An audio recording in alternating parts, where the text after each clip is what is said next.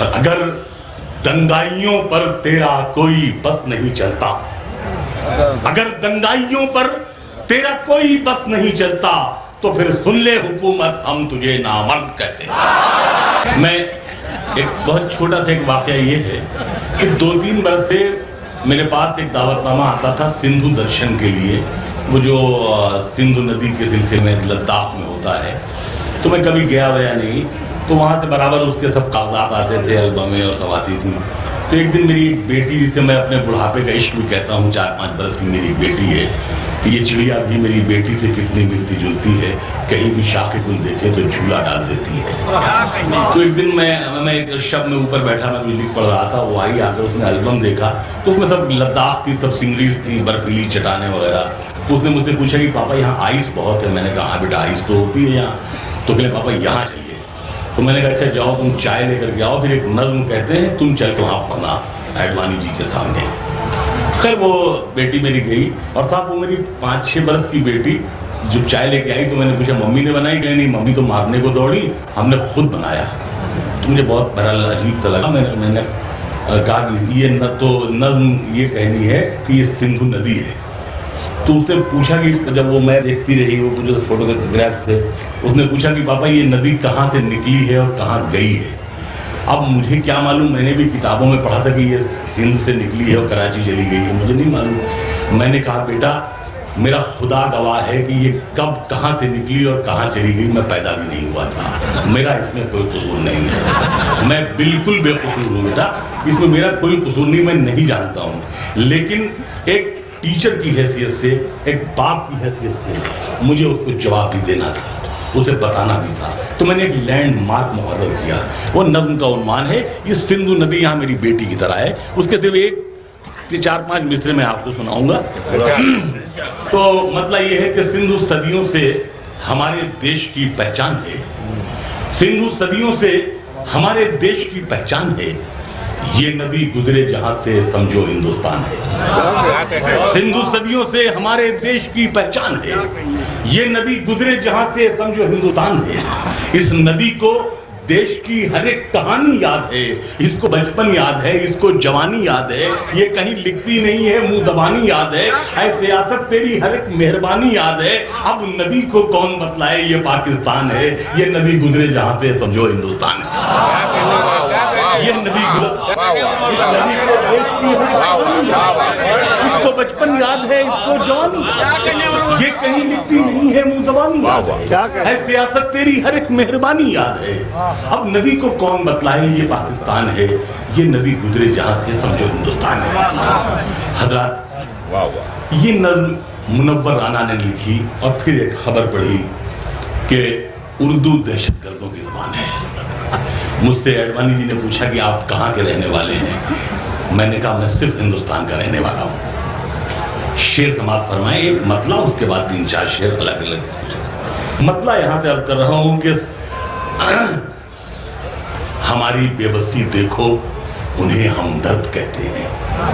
हमारी बेबसी देखो, आप देखिएगा, हमारी बेबसी देखो उन्हें हमदर्द कहते हैं, जो उर्दू बोलने वालों को दहशतगर्द कहते हैं। हमारी बेबसी देखो उन्हें हमदर्द कहते हैं, जो उर्दू बोलने वालों को दहशतगर्द कहते हैं। और मदीने तक में हमने मुल्क की खातिर दुआ मांगी, मदीने तक में हमने मुल्क की खातिर दुआ मांगी, किसी से पूछ ले इसको वतन का दर्द कहते हैं। मदीने तक में हमने मुल्क की खातिर दुआ मांगी, मदीने तक में हमने मुल्क की खातिर दुआ मांगी, किसी से पूछ ले इसको वतन का दर्द कहते हैं। और बशीर साहब देखेंगे काफिया में नज़्म किया, देखेंगे साहब, किसी से पूछ ले इसको वतन का दर्द कहते हैं। और किसी भी रंग को पहचानना मुश्किल नहीं होता, किसी भी रंग को पहचानना मुश्किल नहीं होता। मेरे बच्चों की सूरत देख इसको दर्द कहते हैं। किसी भी रंग को पहचानना मुश्किल नहीं होता, मेरे बच्चों की सूरत देख इसको दर्द कहते हैं। और अगर दंगाइयों पर तेरा कोई बस नहीं चलता, अगर दंगाइयों पर तेरा कोई बस नहीं चलता, तो फिर सुन ले हुकूमत, हम तुझे नामर्द कहते हैं।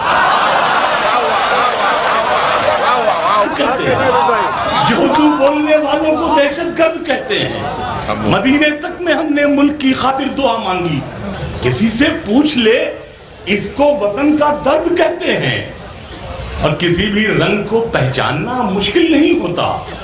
मेरे बच्चों की सूरत देख, इसको जर्द कहते हैं।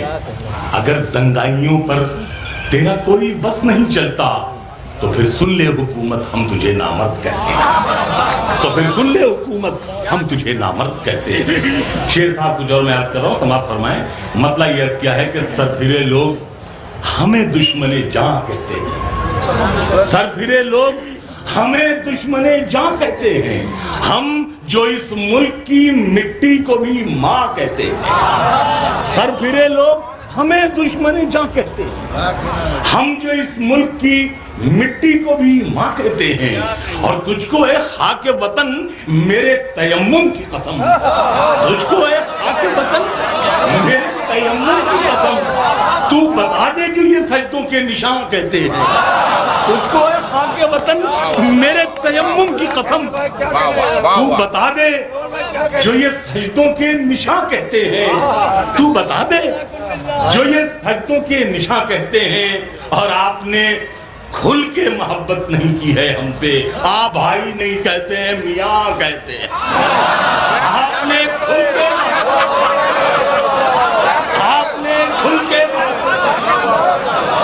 आप भाई नहीं कहते हैं, मियाँ कहते हैं। आपने खुल के मोहब्बत नहीं की है। आपने खुल के मोहब्बत नहीं की है हमसे। आप भाई नहीं कहते हैं, मियाँ कहते हैं। और शायरी भी मेरी रुसवाई पे आमादा है। मैं गजल कहता हूँ, सब मर्जिया ख्वां कहते हैं। मैं गजल कहता हूँ, सब मर्जिया ख्वां कहते हैं।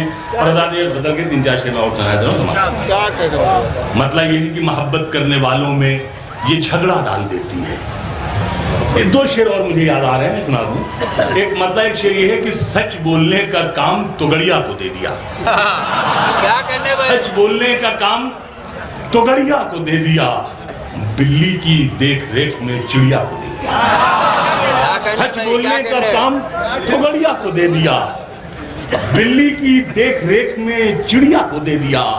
और दुनिया हमारा हक भी हमें दे नहीं सकी, पोटा भी हमसे छीन के राजा को दे दिया। दुनिया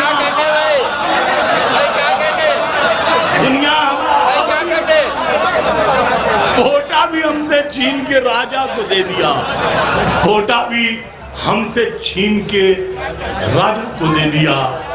पोटा भी हमसे छीन के राजा को दे दिया। एक मतलब और याद आ गया, और एक मतलब बदल गया 2-3 से। मतलब यह किया है कि बस इतनी बात पर उसने हमें बलवाई लिखा है। बस इतनी बात पर उसने हमें बलवाई लिखा है। हमारे घर के एक बर्तन पे ISI लिखा। बस इतनी बात पर उसने हमें बस इतनी बात पर उसने हमें बलवाई लिखा है। हमारे घर के एक बर्तन पे ISI लिखा है। और गजल साहब में याद कर रहा था कि मोहब्बत करने वालों में ये झगड़ा डाल देती है। मोहब्बत करने वालों में ये झगड़ा डाल देती है। सियासत दोस्ती की जड़ में मटा डाल देती है।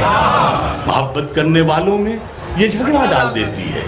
सियासत दोस्ती की जड़ में मट्ठा डाल देती है। और तवाइफ की तरह अपनी गलतकारी के चेहरे पर, तवाइफ की तरह अपनी गलतकारी के चेहरे पर हुकूमत मंदिर और मस्जिद का पर्दा डाल देती है। तवाइफ की तरह अपनी गलतकारी के चेहरे पर हुकूमत मंदिर और मस्जिद का पर्दा डाल देती है। और हुकूमत मुंह भराई के हुनर से खूब वाकिफ है। ये हर कुत्ते के आगे शाही टुकड़ा डाल देती है।